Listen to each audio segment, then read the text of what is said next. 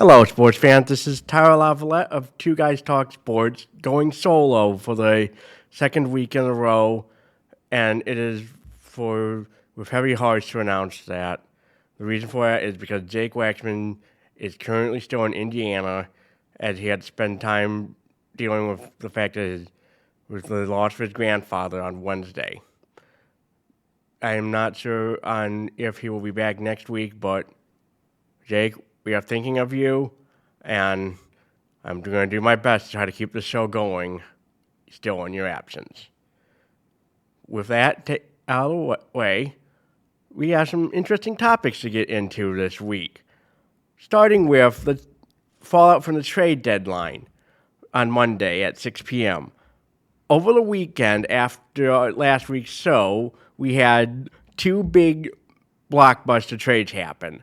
The first was Tarek Skubal to the LA Dodgers in exchange for Zaire Hope, outfielder, and two right-hand pitchers from the Dodgers, River Ryan and Brady Smith, pitching prospects. And just prior to the 6 p.m. deadline, another player I was expecting that I had seen reports of leaving, Casey Mize, went with Gage Workman to the San Diego Padres. That trade netted them Jackson Wolf and Cass Mayfield, both left-handed pitching prospects for the Padres, in return. This came prior to the 6 p.m. deadline. Honestly, I expected these moves to happen with the contracts expiring at the end of the current season. So at most, they are just rentals. Whether or not they will come back in when free agency starts in November prior to a potential lockout remains to be seen, although Skubal has said he is open to a return, especially with Justin Verlander retiring at season's end. Now, as far as two other players, Kenley Jansen and Gleyber Torres, they're staying. Torres had injury concerns, so I was not all that surprised with him not being traded at all. Jansen, I was a little, but no one wanted him. And I know some people are going to say that Skubal signing with the Dodgers means, they're going to win the World Series for a third year in a row. Here's the thing. Last I checked in the NL portion of the playoff bracket, they would not be getting one of the two automatic spots. If the Brewers and Braves currently still have those locked down, the Dodgers needing to play in the wild card round. There is a possibility that the Dodgers could end the World Series title defense in the wild card round. Now, also, there is the possibility of them going on another tear. However, they just recently suffered a couple of tough losses against the Cubs, so anything's possible. So don't go counting chicken before they hatch on thinking, the Dodgers are going to win the World Series. They're the New York Yankees of the 21st century now. We still have all of August to go through, and anything can happen when you get into the best of 3 wild card series, the best of 5 division series, and the World Championship Series, best of 7, and of course the World Series. Just because people are saying the Dodgers can win it all doesn't necessarily mean it could very well happen. Upsets can and do happen. And I'll get into some of the surprises of the Tigers in these past few days in a little bit, because they're starting to become a bit of a surprise. But for now, with regard to the trades, yes, I get why people aren't upset that we didn't sign Skubal, but I want to say this. I'm glad we got prospects. I saw what happened with Max Scherzer. He went to the Nationals in free agency, and we got nothing out of it. So I've seen it go both ways. I also saw us get prospects for Justin Verlander in 2017 when he went to the Astros. So I would rather take the prospects not over risking it in free agency and winding up with nothing to replenish your farm system. Because you had guys like Cal Uly, Kevin McGonigal, and now Max Clark on the main team. You're going to have to replenish your pool from Lakeland to West Michigan to Erie to Toledo. Eventually, you're going to have to do a lot to supplement it going forward, and that's what I feel like the Tigers did. Good job, Scott Harris, on that. And hey, if Terry Skubal does come back to the Tigers, that'd be good. We'll just see what happens when we get to the November and any talk of a lockout. And speaking of the Tigers, man, they have done pretty well in this 9-game road trip out west. It starts with after the episode, we have a 3-game sweep of the Athletics, ending that series on a 6-0 overall win, combined with the sweep in Detroit. Take 2 out of 3 from Seattle. And then now, a weekend series in Northern California in a 2012 World Series rematch with the San Francisco Giants, a team that is unfortunately struggling in recent years and is in no way in contention for the NL West, for even being Padres or Dodgers at that, unfortunately. So I'm hopeful that get at least 2 wins against the Giants, and you're looking to end this West Coast swing on a good note, being done with the late night game at 10:05 tonight, with a 7:05 game on Fox tomorrow, and a 4 p.m. game on Sunday, 1 p.m. Pacific. Max Clark, he's been doing good. Hit a couple of home runs and base hits. Kevin McGonigal, he's awesome. I like this run that they are on. They are still fourth in the Tigers are fourth in the division. Yes. But at last check, they are tied with the Twins for third in the Central now, and 4 games behind the White Sox, and 1 out of the last wild card spot. Play the cards right, and have both the Twins and the Guardians lose. You could be looking at second place in the wild card by come Monday.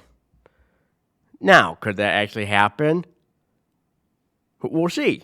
But that's just the beauty of baseball for you. Anything is possible. So, hey, maybe this trade worked out. Maybe all the trade stuff for Skubal and Mize worked out, and maybe we can just have a resurgence like in 24, where a late surge got us into the playoffs, and then make a little extra damage in the wild card and make a run for a divisional round. Anything is possible. Now, not time to hit that panic button. So, just keep the faith. Could be rewarded come September. Well. In other news, last week I talked about the plans by FIFA and Gianni Infantino to have a portion of World Cup events revenue and stuff with private equity investors. Not long after the video gets published, I find out that it's scrapped, gone, kaput.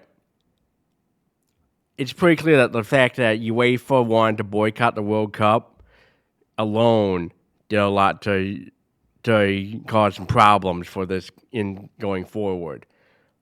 But it doesn't mean all is well in Switzerland. They are called for Infantino to be resigning, but he does have support in Argentina, Qatar, Philippines, and the CAF in Africa. So he still has some support to keep his job, but UEFA, I honestly don't see them supporting him after what they had to go through. Now, does this mean their boycott of 2030 is over? For the most part, yes.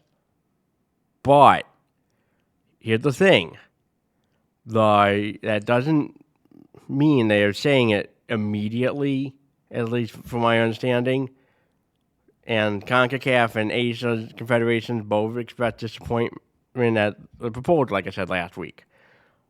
So, like I said, things are going to get interesting going forward. So, buckle up. And in other news, preseason football is back.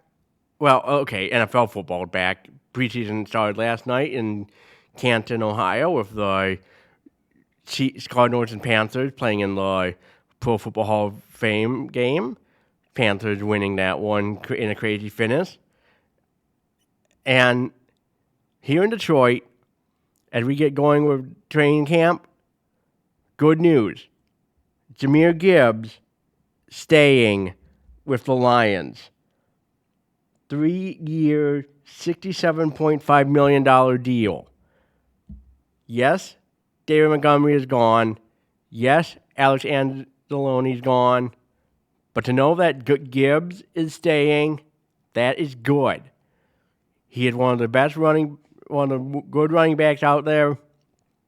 And being able to know that guys like him is staying with Jared Goff and Amon-Ra St. Brown and Isaac Tesla and others, that's pretty good.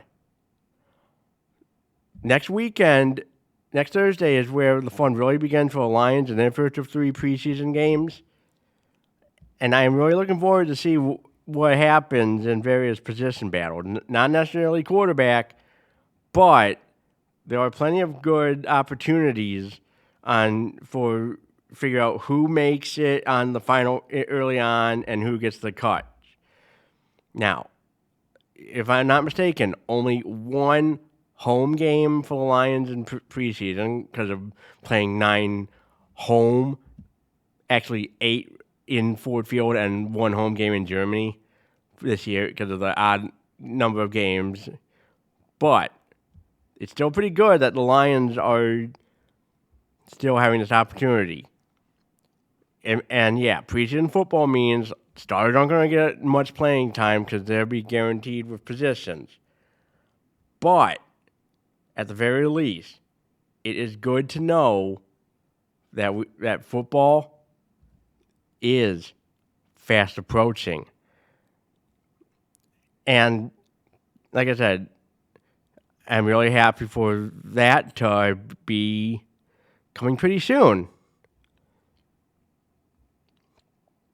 And I saw reports of a woman who got hit by a bat at a Yankees game is apparently suing the team for the injuries. Like, I get why you're doing this, lady, but because, yeah, the damage sucks, and no one goes to a ball game expecting to get hit with a bat or a ball. Horrible stuff. But if you look at the legal the terms and conditions on these tickets, you need to realize that you accept these responsibilities, that these things can and do happen. Yes, the ballparks nowadays have protective netting, but it's still possible for an errant bat after a bad swing can go into the stands still, even with the protective netting. They aren't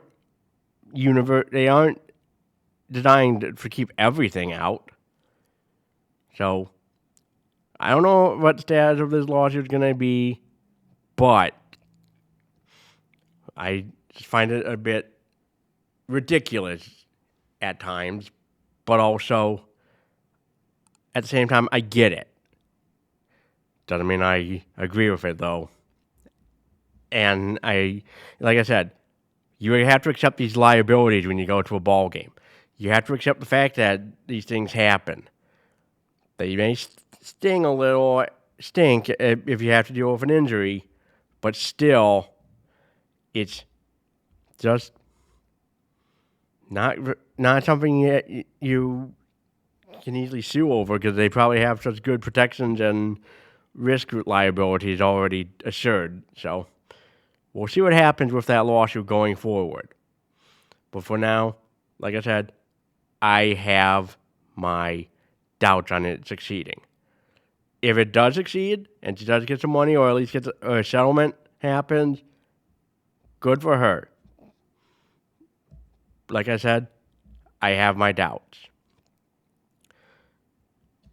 And I apologize if I'm going to have to keep this one short. But again, with Jake Waxman being gone, it's just not exactly easy to be doing this solo, knowing that part of the two guys' connection is out for family reasons and difficult ones at that. But Jake, we're thinking of you, and we are so sorry to hear about your grandfather's unfortunate passing. Again, this is Tyler Laviolette of Two Guys Talk Sports. Be sure to follow us on Facebook at Two Guys Talk Sports for more content like this, and of course on YouTube at Two Guys Talk Sports and Other Things for more videos like this going forward. I hope that Jake is in the studio for next week. We'll see what happens. And take care, everyone.